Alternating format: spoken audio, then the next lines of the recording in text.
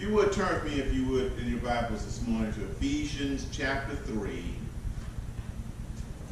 I want to look at a prayer that Paul had given to the Ephesian church. As I was thinking about the message this morning, I thought, man, this is so right on for us to keep in mind too, that I thought I would share this with us this morning from Ephesians chapter 3, starting in verse 14. If you go back and read the chapter of Ephesians 3, you will see there that Paul is encouraging the people in regards to what his ministry was all about. It was really about just conveying to us the unmerited favor that Christ has and his love that he has for you and I. And so as Paul talked about that, he wanted to make sure that the people stayed encouraged, because although God had love for them, they had trouble, they had struggles, they had trials. And you know what? We do too, don't we? We have struggles, we have trials. And every now and then, if you're careful, you'll begin to wonder, man, am I in this thing all alone? Does God see me? Does he know where I'm at? And the answer is yes, he does. And so Paul's prayer here is one I think would be a blessing to all of us in Ephesians 3:14. He says, "For this reason I kneel down before the Father, from whom his holy family in heaven and earth derives its name. And I pray that out of his glorious riches he may strengthen you with power through his Spirit in your inner being." And that's something we all stand in need of. And I want to encourage you to think about this when you're going through difficult times. We can't do anything without God giving us ability. The only difference is we either know he's giving us ability or we don't know he's giving us ability. Everything that we do, everything we try to achieve, it's only by God's grace and blessings that it will become a reality. It will be something that will last. And when we find ourselves in trouble, it's easy, as we were talking this morning, to start trying to do things on our own. Whenever I do something on my own, meaning, you say, well, you do everything on your own. Well, yeah, but I mean with my own guidance. Left to myself, I make mistakes. I mess things up. I presuppose. I think I know the answer, so I'll put a solution in place, and a lot of times I'm wrong. But I have learned that if I can just trust God, depend upon him to help me understand what I don't understand and realize he's got it. While I still have something to do, the approach will be far different. I'll find myself not governed by fear. I'll find myself not anxious, not overly consumed, recognizing there's a point where there's something I can do and the rest I've got to leave in God's hands totally. I've done all I can do, and at that point, to rest. You know you're trusting God when you're able to have a good night's sleep. If you're going through trouble and you can get a good night's sleep, that means you're resting in him.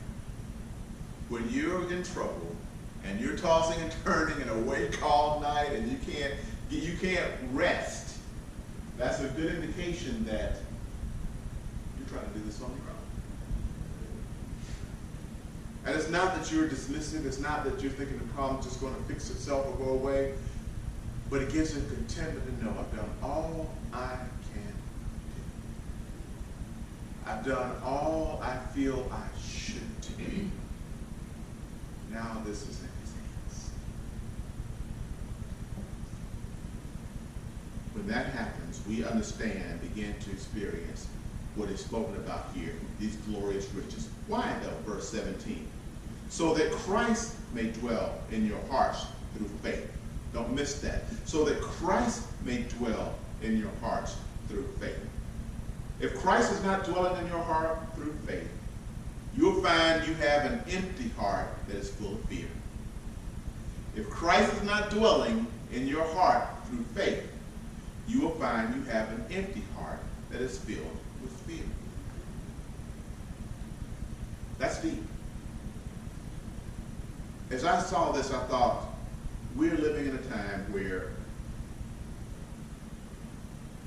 there's a lot of drifting. There's a lot of people have fallen away from church, trusting God with the things in their life. A lot of people go for entertainment.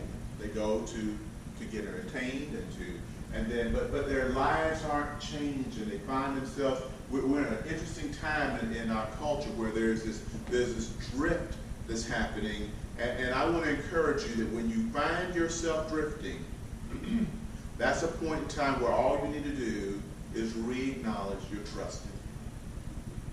Because the only thing that allowed us to ever stand here before Him was recognizing, as He said in His Word, having heard the Word and believed. That's trusting Him. Having heard and believed. Romans 10 talks about that. Romans 10 says, having heard and believed. Ephesians talks about that earlier in Ephesians 4. Having heard and believed. What does it mean? To trust Him. No fact, no evidence, but just to trust Him. I choose to trust Him. That is the beginning of your faith becoming active. That is the beginning of having stability in the things you're going through in life. Having heard and believed. And what do you hear? You hear what you expose yourself to. That's why it's so important. That's what Paul's saying here. It's so important to make sure that out of all the things you get coming into your life, that you allow an opportunity for the things of God to enter in. Yes, you're going to have things you can do. It's fun, sports, games, read, whatever, music. Whatever. You have a lot of things in life that we can do that's entertaining. Leave a space for God. Leave an avenue for Him to enter into your life. Leave an opportunity for the Holy Spirit to touch you. That's why it's so important to, not necessarily go to church. Go somewhere. Go to, if your life is so full like all of us throughout the whole week, and you got all these things going on, and you need an opportunity to steal away a moment to recalibrate, to realign, to give you perspective, to give you a different view, to help you with a realistic alternative. Make it a priority in your life. We have many ways that we can do that, but make a way for a priority in your life. So verse 17, why? So that Christ may dwell in your hearts through faith. That's why. So that Christ may dwell in your hearts. And here Paul says also pray that you will be rooted and established in love, that you may have power together with all the saints. Verse 18 is saying, because there is something special about when believers are together. When you have someone in your life that you can also encourage or be encouraged by. That is another reason for why we would come together. In order to be encouraged or to encourage someone. That's why we're here this morning. That's why we're here this morning. Is to be encouraged or to encourage someone. To be reminded of how good God is in our lives. To help us have a different perspective. For some of us, Sunday is the only time we get this perspective before we go back out into our lives in the world for the coming week. It's an opportunity to be encouraged or to encourage someone. Because whether you know it or not, you may be the one who needs to be encouraged, or someone around you is the one whom you can encourage. Paul says here again that there is strength when we allow ourselves to come together. He goes on to say in verse 18, we may grasp. Listen to this. To grasp how wide, how long, how high, how deep. For those of you who are academic-minded, consider how Paul is addressing every dimension. Don't miss that. Every dimension. To grasp how wide, how long, how high, how deep is the love of Christ. Every dimension of your life, he's there. Every dimension. And to do this, and to know this love that surpasses knowledge, that you may be filled to the measure of all fullness in God. If you see what's happening here, he's taking care of the outside and the inside. How high, how long, how wide, how deep. That's the outside. That's every expanse that you and I can touch. Full to the measure. That's everything on the inside. God's got you on the outside and the inside. And we need to know that when we find ourselves in situations where we don't know our way, the outside. Or we feel empty, the inside. He's got you. What I found interesting as I thought about this is in verse 14 he says that he prayed that they would know this. I wonder why. Because it's easy to forget. It's easy to forget when you're going through the fact that God's got you.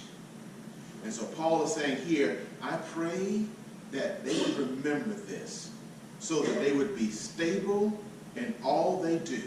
And he gave them this, what they call a benediction in verse 20. Now to him, speaking of Christ, who is able to do, don't miss this, immeasurably more. Here's the beauty of it. This is what faith and trust does for us. More than we could ever ask or imagine.